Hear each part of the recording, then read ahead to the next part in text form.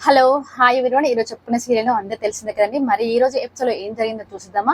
ఇంకైతే చూసినట్లయితే వేదవతి అయితే తన కొడుకు నుండి భర్తని కలపాలనేస్తే ఒక ప్లాన్ అయితే వేస్తూ ఉంటుంది. ఇంకా తినే టైంకి అయితే అంటే నైట్ టైం తినే ముందు అయితే తన కొడుకును తన భర్త మాట్లాడుకుంటే వాళ్ళ మధ్య ఉన్న అరమరికలు పోతాయి అనేసి అయితే భావిస్తూ ఉంటుంది. ఇంకా రామరాజుని అయితే తిననీకైతే పిలుస్తుంది వేదవతి. ఇక్కడ ముందే ప్రేమతోటి మీ మామయ్య గారు వచ్చే టైంకి తనని కూడా అంటే ధీరజ్ కూడా రప్పించట్టు చెయ్యి ప్రేమ అనేసి చెప్తా ఉంటుంది. ఇంకా ప్రేమ కూడా అలాగే చేస్తూ ఉంటుంది.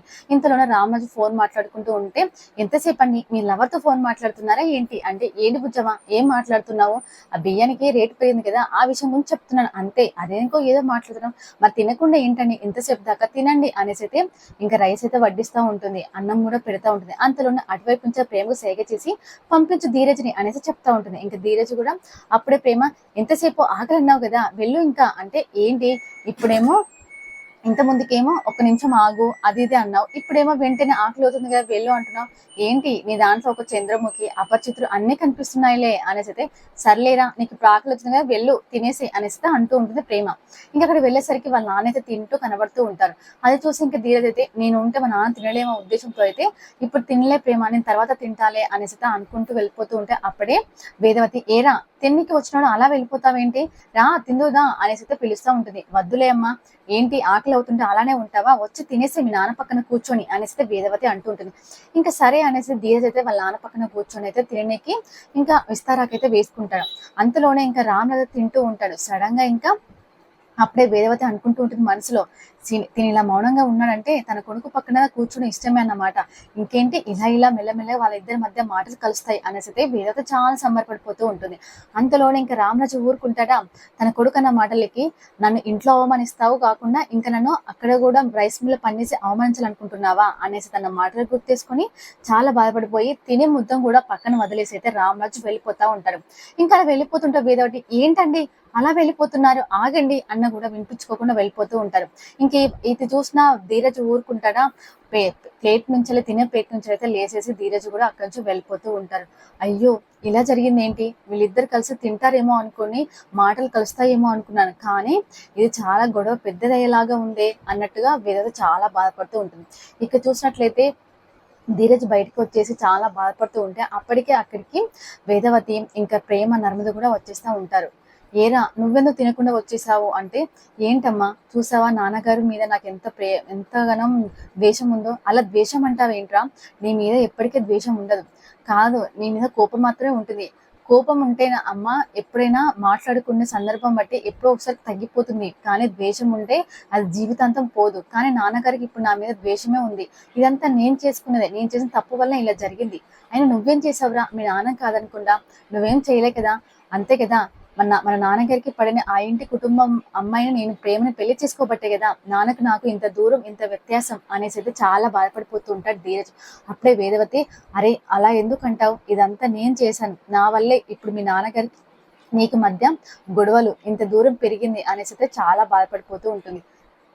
ఏంటో అమ్మా ఏమో నాకేం అర్థం కాకుండా ఉంది, ఇంక ఈయన నా మీద పగ పెంచుకున్నాడు అంతే, ద్వేషం పెంచుకున్నాడు, ఇంక ఇది ఎప్పటి జీవితాంతం ఇలానే ఉండిపోతూ ఉంటుంది అనేసి అయితే చాలా బాధపడిపోతూ ఇంకా ధీరజ్ అయితే వెళ్ళిపోతూ ఉంటాడు.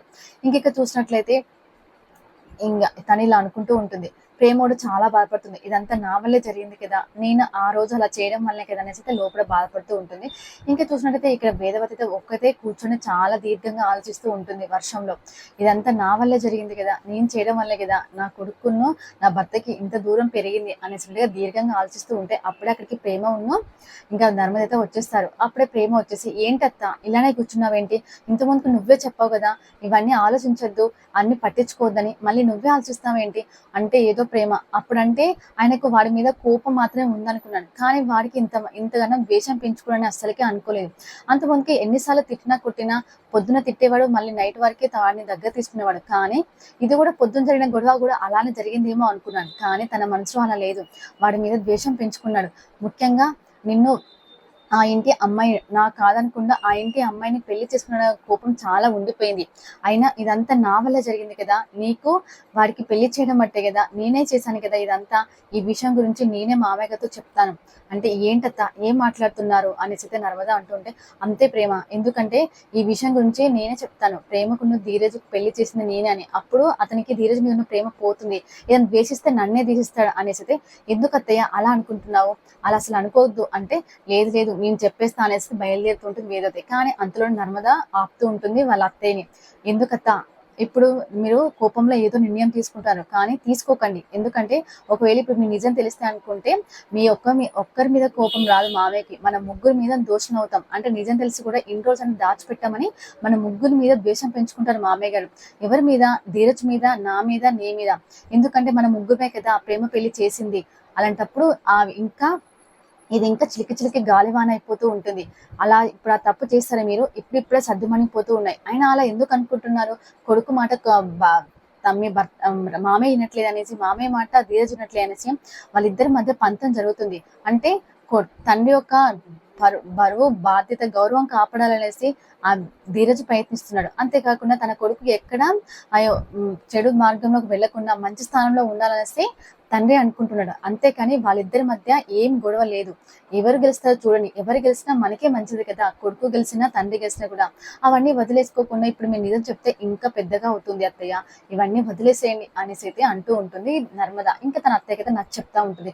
ఇక్కడ చూసినట్లయితే ధీరజ్ అయితే చాలా దీర్ఘంగా ఆలోచిస్తూ ఉంటాడు. అప్పుడక్కడ ప్రేమ వచ్చేసి వాళ్ళ నాన్న అన్న మాటల్ని పట్టించుకొని ధీరజ్ ఆలోచిస్తున్నాడేమో, అందుకనే వాడిని డైవర్ట్ చేయాలి అనేసి ఏరా ఏం ఆలోచిస్తున్నావు అనేసినట్టుగా చూస్తూ మాట్లాడుతూ ఉంటుంది. ఇంకా తనతో మాటలు చెప్తూ, ఏరా పడుకుంటున్నావేంటి అప్పుడే, చదువుకోవా అనేసి అయితే చదువుకోమనేసి బుక్ ఇస్తుంది. ఏంటి ప్రేమ నాకు నిద్ర వస్తుంది పడుకోవాలా అంటే, పడుకోకుండా చదువుకో. కానీ చదువుకునేసరికి ఇంకా ధీరజ్ చాలా నిద్ర వస్తూ ఉంటుంది. ఇంకా చదువుకుంటూ ప్రేమ పైన అలా వాలిపోతూ ఉంటాడు. ఇదేనండి ఇంక ఇది రోజు ఎపిసోడ్. మీకు కనుక నా వీడియో నచ్చితే ప్లీజ్ లేచర్ కామెంట్ చేయండి, subscribe channel. Thank for watching.